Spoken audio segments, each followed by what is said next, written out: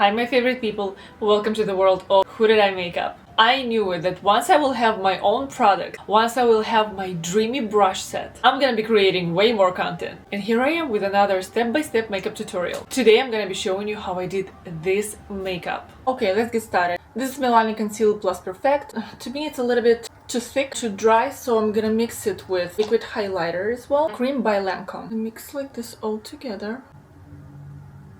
As experience shows, it should work.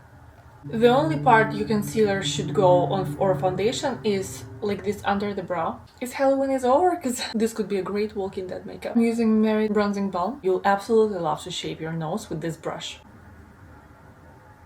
Natasha Denona Cupid Cheek Duo. With this angled eyeliner brush, I also like to contour my lips. Of course, translucent powder. I want to style my hair so bad because it looks so incomplete.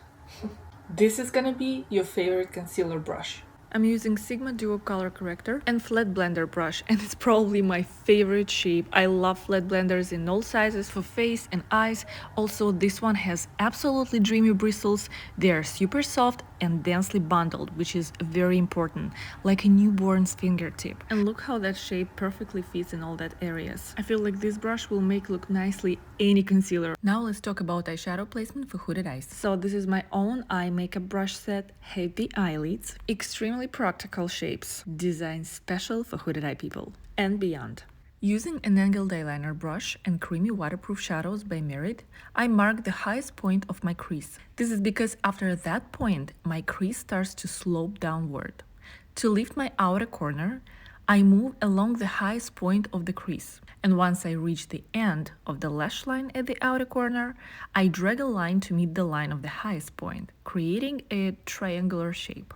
Then using Flat Blender, I properly blend out the eyeshadows to ensure that triangle shape is not obvious, because that triangle serves me as a helpful pattern, and so I know which area I should place the eyeshadows. So once that area is ready, I can apply product onto my eyelids and connect everything to make it look cohesive. This Flat Blender is also amazing for lower lash line and bottom eyelid makeup. Now it's time for powder eyeshadows. I'm using Huda Beauty Retrograde Mercury, and this is the perfect point to start. Not at the very outer corner. I'm picking my outer corner with tapered blender. Each shape is perfect for this needs, not too small, not too big. One more super densely bundled brush that I'm very proud of. Position of your brush is very important. Always get rid of excess of the product. Use tiny amount of product. Otherwise, even the best brush in the world will do mess for you. You can leave it matte, but you know me. If you're watching my tutorials, you already know that I love sparkles, and I'm gonna show you how to make them visible. Because this is the mystery of hooded eyes. What you placed on eyelid becomes invisible. So this mighty bullet brush, look at this, fits perfectly. Because farting is healthy, right? Mm-hmm. It could be stinky, but it's healthy. Mm-hmm. What an epic moment. I hope it made you smile. About bullet brush. It was always such a problem to find a great bullet brush, so finally I have my own, and it's perfect. I know that again the bristles are super soft, densely bundled, and why it's so important, because if bristles are not soft enough, when the bristles are not soft enough and not densely bundled, it not only affects the overall performance of the brush, but also can cause premature skin aging around the eyes. No joke. I absolutely adore this angled brush for its perfect size. Unlike other angled brushes I've tried, which were either too short or too long, this one hits the sweet spot. Additionally, it's very important how thin it is, because it allows for precise application and creating the desired effect effortlessly. I don't know, it's a truly game changer for me, so I hope you will love it too. I'm so obsessed with inner corner liner. Look at the difference. It's time for individual lashes. This is my favorite glue, and as always I'm gonna squeeze it too much because I'm clumsy. Use tweezers, and this is how you pick up the lash. Put it on the palm like this, turn it over if needed, and this is how you dip into the glue, only one side that goes right onto your lash line. Place your first lash somewhere in here, then next to it place another one. Then for the best results, I always recommend to use at the very outer corner fishtail, but I'll show you this in the end of the process. So now I'm just going to build my lash structure along the lash line. Let me show you the difference again, because look at this.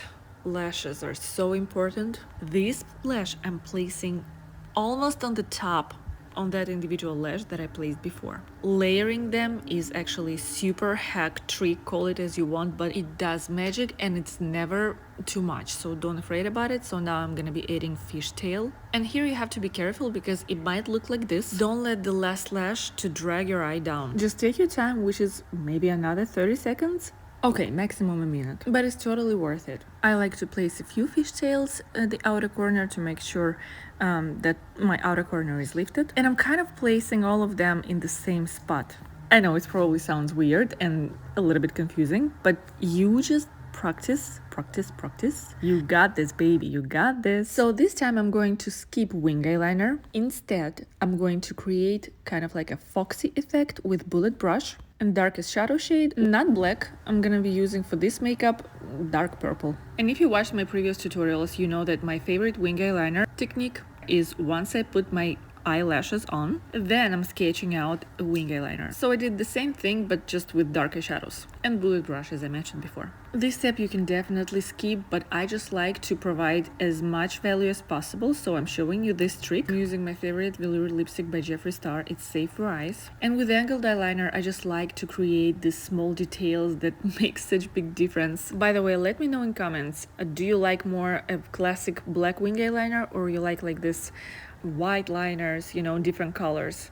Because I don't know, it feels like a little bit different. And now in 2024, well, yeah, almost 2024, timeless glam is good, but sometimes I just want something new. Especially, you know, it's probably professional deformation because I'm makeup artist and I'm always doing that timeless glams. So for myself, I want something different, I guess. But you can always substitute colors, you can always adjust to your preferences. And I hope you can squeeze maximum value from my tutorials. I'm always trying to give you as much information as possible. And thank you so much for watching. Let me know if you have any questions. Love you!